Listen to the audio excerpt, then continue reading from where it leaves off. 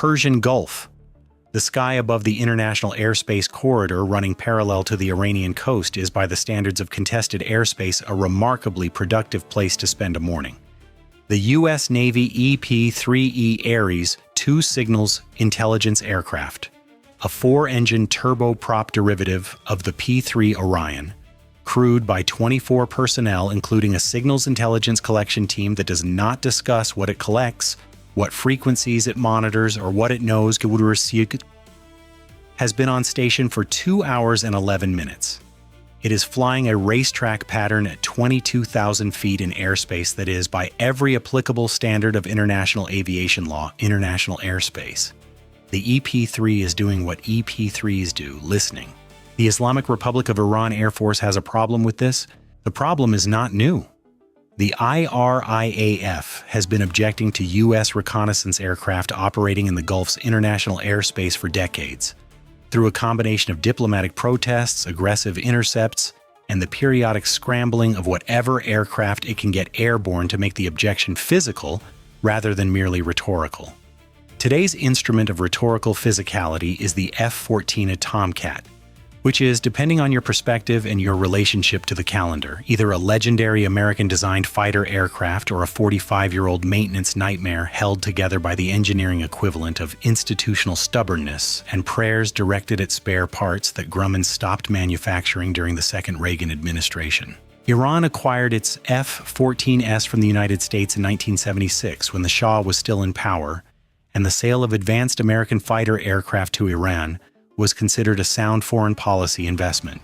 79 airframes, the most capable air superiority fighter of its era.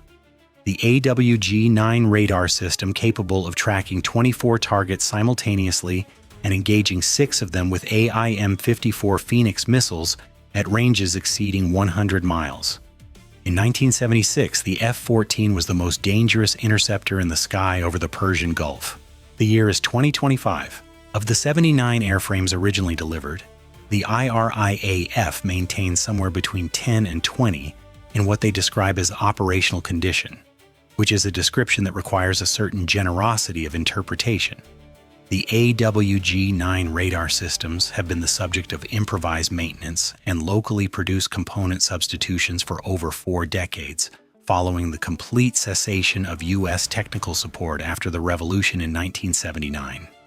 The TF-30-P-414A turbofan engines, a design that even Grumman's own test pilots described in contemporary documentation as having a compressor stall tendency that kept you honest, are now operating on a combination of original components, reverse-engineered replacements, and optimism. The AIM-54 Phoenix missiles, if any remain in serviceable condition, represent an intelligence community topic of active interest that has not been fully resolved despite decades of effort. The IRIAF 14 pilot climbing through 15,000 feet toward the EP-3's altitude is, by every measurable standard, a skilled aviator. Operating an F-14A in 2025 requires genuine competence, not because the aircraft is sophisticated by current standards, but because keeping an aircraft that complex flying when its manufacturer dissolved in 1994 and its support infrastructure disappeared in 1979 requires the kind of improvisational technical mastery that deserves acknowledgement independent of everything else about the story. The pilot knows his aircraft. He knows its limitations. He knows that the radar currently painting the EP-3 is producing a picture that is, at best, an approximation of what the AWG-9 was designed to generate when its components were new and its software was running correctly. He knows it. He is flying the Intercept anyway. The EP-3 crew knew the F-14 was airborne before it cleared the runway. This is not a figure of speech. The EP-3E Aries 2 is not a reconnaissance aircraft in the sense that it flies over things and takes photographs.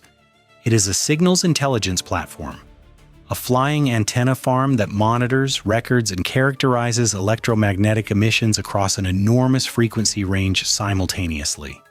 The collection team seated in the back of the aircraft does not look out windows. They look at screens. The screens were showing Iranian Air Base radar activity, Iranian Air Defense Network emissions, and Iranian military communications before the F-14 started its engines.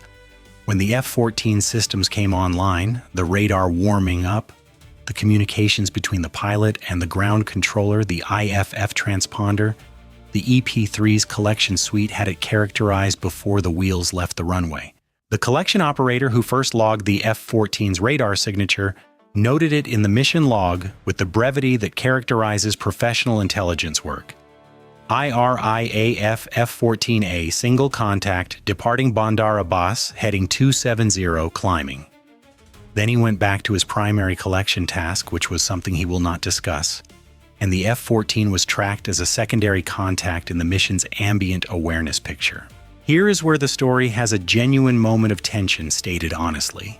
The EP-3E Aries II is an unarmed aircraft. It carries no air-to-air weapons. It cannot engage in aerial combat. It is, from the perspective of a fighter interceptor, a large, slow, non-maneuvering target. Its maximum speed is approximately 411 miles per hour. The F-14A at military power is capable of Mach 2.34, which translates to approximately 1,544 miles per hour. The performance gap between these two aircraft is not a gap. It is a chasm. If the F-14 pilot elected to employ weapons, the EP-3's options would be limited to a distress call and a prayer. In that order, probably simultaneously. The EP-3 is not without protection. It is without organic protection. The protection it has is of a different kind. The knowledge, shared by both the EP-3 crew and the IRIAF commander who authorized the intercept, that employing weapons against a U.S. Navy patrol aircraft in international airspace would produce a response from the United States government that the F-14A's capabilities, impressive in 1976, could not meaningfully address in 2025. The deterrence is not on the EP-3. The deterrence is in the broader context. This is a different kind of security than a missile, but it has been operationally adequate for several decades. For approximately 4 minutes, as the F-14 climbed through the altitude bands between its initial intercept vector and the EP-3's flight level, the geometry produced a window that the EP-3 crew was professionally aware of. An armed fighter climbing toward an unarmed patrol aircraft in a part of the world where things have occasionally gone wrong in ways that were not planned. The collection team kept working. The mission commander noted the contact's altitude and closure rate. The co-pilot confirmed the distress frequency was active. The aircraft maintained its racetrack pattern. This is what professionalism looks like. Not indifference to risk. Accurate assessment of risk, appropriate response, continued execution of the mission. The 4 minutes passed. The F-14 arrived at the EP-3's altitude and began its intercept approach. Now let us talk about what the F-14A looks like in 2025, because it is a story that deserves its own section. The Grumman F-14 Tomcat was, in its day, genuinely magnificent. The variable sweep wing geometry, the aircraft's wings extending for low-speed cruise and sweeping back for high-speed intercept, was an engineering achievement that gave it a visual drama no other fighter of its era could match. It could carry 6 AIM-54 Phoenix missiles and engage multiple targets simultaneously at ranges that were, in the 1970s, without parallel. The AWG-9 pulse Doppler radar was decades ahead of its competition. The TF-30 engines were complicated and temperamental, but in the hands of a skilled crew, the aircraft was capable of performance that justified its reputation. That was 45 years ago. The F-14A that arrived at the EP-3's altitude this morning is not the 1976 aircraft. It is the 2025 version of that aircraft, which means it is a machine that has been maintained for 4.5 decades on a combination of cannibalized components from non-operational airframes, locally manufactured substitutes of varying quality, and the accumulated institutional knowledge of a maintenance workforce that has been solving the same problems with diminishing resources for most of their careers. The swing wing mechanism requires more attention than the flight manual anticipated at this service life. The TF-30 engines have been rebuilt more times than the documentation accurately reflects. The AWG-9 radar, and this is the detail that is most relevant to the morning's collection operation, is producing an emission signature that the EP-3's suite has been characterizing for the past 8 minutes with increasing specificity. The AWG-9 was originally designed to precise manufacturing tolerances that governed its pulse characteristics, its frequency stability, and its power output profile. Over decades of operation without factory support, without original specification components, and without the calibration equipment the original design assumed would be available, individual AWG-9 units have developed idiosyncratic emission profiles, drifts in pulse repetition frequency, instabilities in power output, frequency offsets from nominal, that are as individual as fingerprints. The EP-3's collection operators were, in real time, characterizing the specific AWG-9 on this specific F-14 in its current operational condition with its current fault set. This is not the general profile of an F-14A radar. This is the profile of this radar today, in the state it is currently in. When this aircraft comes up again, tomorrow, next week, or next year, the profile will be recognized. The aircraft can be identified. Its radar's operational state can be tracked over time, which tells analysts something about the IRIAF's maintenance capacity and the progression of its fleet's technical degradation. The F-14 arrived at the EP-3's position and made 3 passes. The first pass was at approximately 300 feet of lateral separation, close enough that the EP-3 crew could observe the aircraft's weapons configuration with the naked eye and with the mission's optical documentation system. The weapon stations were notable. The F-14 was carrying 2 AIM-9 Sidewinder missiles on the fuselage glove stations and 2 unidentified missiles on the Phoenix stations that were not positively identified as AIM-54s. The visual profile and pylon configuration were consistent with locally developed or modified munitions, a detail that went immediately into the mission's intelligence summary with a photograph attached. The IRIAF had been known to have developed local modifications to its Phoenix stations. The visual documentation of what was actually hanging on those pylons this morning was a collection data point of specific interest to the intelligence community, which had been trying to characterize the current state of Iran's F-14 weapons inventory for years. The pilot had no awareness that his weapons configuration was being photographed with sufficient resolution to generate an intelligence report. He was focused on the Intercept. The camera was focused on the pylons. The second pass was closer, 200 feet. The pilot was executing the Intercept with professional competence. The aircraft was under control, the approach was deliberate, but the proximity generated a communications exchange between the EP-3 mission commander and the appropriate naval authority that noted the intercept geometry and the closure rate. The exchange was brief. The authority noted the contact. The EP-3 maintained its track. During the second pass, the F-14's pilot keyed his radio on the emergency guard frequency and transmitted a statement that the EP-3 was operating in Iranian airspace and should depart immediately. The transmission was in Farsi. The EP-3 has a translator. The translation was logged. The EP-3's position at the time of the transmission was 41 nautical miles from the nearest point of the Iranian coast, which is, by any calculation involving internationally recognized territorial airspace boundaries, international airspace by a comfortable margin. The mission commander noted the transmission, noted the aircraft's position, and responded on the same frequency in English, stating that the EP-3 was operating in international airspace in accordance with international law and would maintain its current track. This is the standard response. It has been the standard response for decades. It was delivered in the tone of someone reading a sentence they have read many times before. The third pass was the one that generated the most intelligence value, because on the third pass, the F-14 pilot activated his fire control radar in a mode consistent with weapons employment geometry, the AWG-9 shifting from search to a higher resolution mode that, if everything on the aircraft were functioning as originally designed, would represent the beginning of a targeting sequence. The EP-3's collection suite caught the mode change in the same fraction of a second it occurred. The emission signature shifted. The collection operator noted it. The mission commander was informed. For approximately 40 seconds, The EP-3's crew was tracking an armed fighter that had its fire control radar in a targeting mode pointed at their aircraft. 40 seconds is not a long time. It is long enough to think clearly about what 40 seconds represents when you are in an unarmed aircraft. The mission commander made no course change. He noted the radar mode in the log. He verified the distress frequency. He watched the 40 seconds pass. The F-14 pilot shifted the radar back to search mode. The 40 seconds had produced something. Not a targeting solution. Nothing on the F-14's current systems in their current state was going to generate a reliable targeting solution against an aircraft the pilot had visual on at 200 feet without needing radar at all.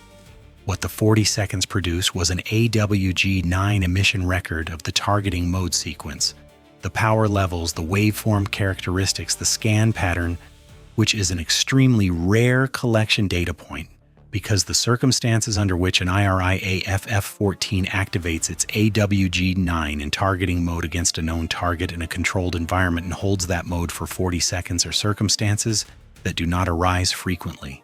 The collection value of those 40 seconds, as assessed by the analysts who processed the morning's take, exceeded the collection value of the previous 2 hours and 11 minutes of the mission combined. The pilot was threatening the EP-3. He was simultaneously providing the U.S. intelligence community with the highest fidelity AWG-9 targeting mode characterization data collected in the past several years. The F-14 made one additional pass, waggled its wings in a gesture whose significance was apparently intended to be menacing, and was logged by the EP-3 crew as departure signal, intimidation gesture, standard IRIAF harassment protocol, and departed toward the Iranian coast. The EP-3 completed its racetrack, conducted 2 additional collection legs, and returned to base on schedule. The mission summary was 14 pages. Sections 1 through 8 covered the primary collection mission, which will not be described here. Section 9 covered the F-14 Intercept. Section 9 was 4 pages. The 4 pages covered the AWG-9 profile in its current degraded operational state, the weapons configuration and the unidentified pylon munitions, the targeting mode emission record from the 40-second activation, the ground controller communications during the intercept, and the analysis of the F-14's overall system state as inferred from emission characteristics. The analysis section of page 12 contained a line that the analyst apparently wrote with some satisfaction, given that it was subsequently quoted in the intelligence summary that went to Pacific Fleet. The AWG-9 emission profile observed during targeting mode activation is consistent with a radar operating approximately 35% outside its design specification for pulse stability. This degradation is progressive and suggests the unit has not been calibrated against available standards in the past 18 to 24 months. The aircraft is identifiable by profile across future collection events. In ordinary English, we know this specific radar. We will recognize it next time, and the time after that, and we can track how it is degrading. The IRIAF pilot returned to Bandar Abbas. He filed his mission report, which recorded that he had successfully intercepted a U.S. reconnaissance aircraft operating in Iranian airspace, had issued appropriate warnings, and had demonstrated the IRIAF's capability and resolve to defend Iranian sovereign airspace. He noted the intercept had been executed professionally and the aircraft had departed after being warned. The EP-3 had not departed. The EP-3 had continued its collection mission for another 47 minutes. But the pilot had no persistent observation capability from the ground, and the mission report reflects what he knew from his cockpit. Both reports were accurate descriptions of the same intercept. They had nothing else in common. Now let us discuss the economics of this specific morning, because the economics contain a particular irony. The IRIAF F-14, a program costs Iran a meaningful sum of money every year. Maintaining 10 to 20 aircraft that require improvised components, cannibalized spare parts, and an extraordinary level of skilled labor to keep marginally airworthy is not inexpensive. The sortie flown this morning, the fuel, maintenance man-hours, crew time, ground controller support, represents a real resource expenditure against a force that does not have unlimited resources. The EP-3E Aries II that was intercepted costs approximately $36 million per airframe and operates at a flight hour cost that reflects the complexity of its collection systems. It was going to fly this mission regardless of whether the F-14 came up. The collection systems were going to run regardless. The mission summary was going to be written regardless. The F-14's intercept added 4 pages to that summary and provided the AWG-9 targeting mode characterization that was the most valuable data point of the collection cycle. The IRIAF spent money on a sortie that gave the United States its best look at the operational state of an IRIAF F-14A radar system in several years.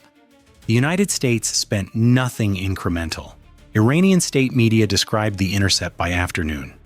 The IRIAF had professionally and decisively intercepted an American spy plane illegally operating in Iranian airspace, had warned off the intruder, and had demonstrated the combat readiness of the Islamic Republic's air defense forces.